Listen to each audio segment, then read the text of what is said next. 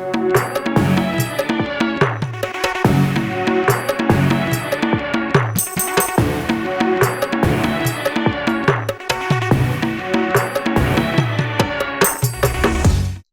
ಬೆಟ್ಟಕ್ಕೆ ಭೇಟಿ ನೀಡಿದ ಉಗ್ರಂ ಮಂಜು, ಸೆಲ್ಫಿಗಾಗಿ ಮುಗಿಬಿದ್ದ ಫ್ಯಾನ್ಸ್. ಹೌದು, ಬಿಗ್ ಬಾಸ್ ಕನ್ನಡ ಸೀಸನ್ 11 ಮುಕ್ತಾಯಗೊಂಡಿದ್ದು ಸ್ಪರ್ಧಿಗಳು ಸಖತ್ ಬ್ಯುಸಿಯಾಗಿದ್ದಾರೆ.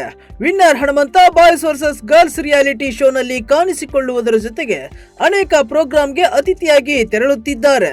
ಇನ್ನು ರನ್ನರ್ ಅಪ್ ತ್ರಿವಿಕ್ರಮ್ ಕೂಡ ಮೊನ್ನೆಯಷ್ಟೇ ಭುವನಂ ಗಗನಂ ಸಿನಿಮಾದ ಸುದ್ದಿಗೋಷ್ಠಿಯಲ್ಲಿ ಭಾಗವಹಿಸಿ ಸಿನಿಮಾ ತಂಡಕ್ಕೆ ಶುಭ ಕೋರಿದ್ದರು. ಆದರೆ ಉಗ್ರಂ ಮಂಜು ಯಾವುದೇ ಪ್ರೋಗ್ರಾಂನಲ್ಲಿ ಕಾಣಿಸಿಕೊಂಡಿಲ್ಲ. ಅವರು ಎಲ್ಲಿದ್ದಾರೆ ಎಂಬ ಕುತೂಹಲ ಅನೇಕರಲ್ಲಿತ್ತು.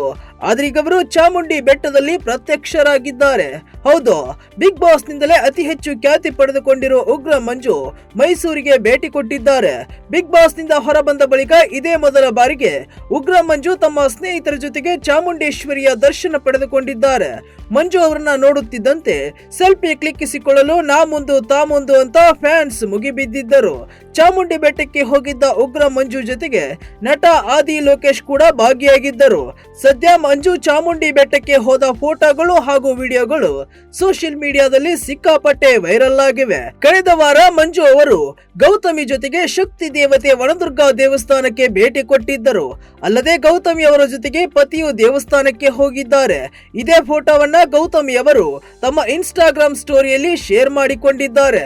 ಇನ್ನು ಬಿಗ್ ಬಾಸ್ ಕನ್ನಡ ಸೀಸನ್ 11 ಸ್ಪರ್ಧಿಗಳು ಚಾಮುಂಡಿ ಬೆಟ್ಟಕ್ಕೆ ಭೇಟಿ ನೀಡುತ್ತಿರುವುದು ಇದೇ ಮೊದಲಲ್ಲ.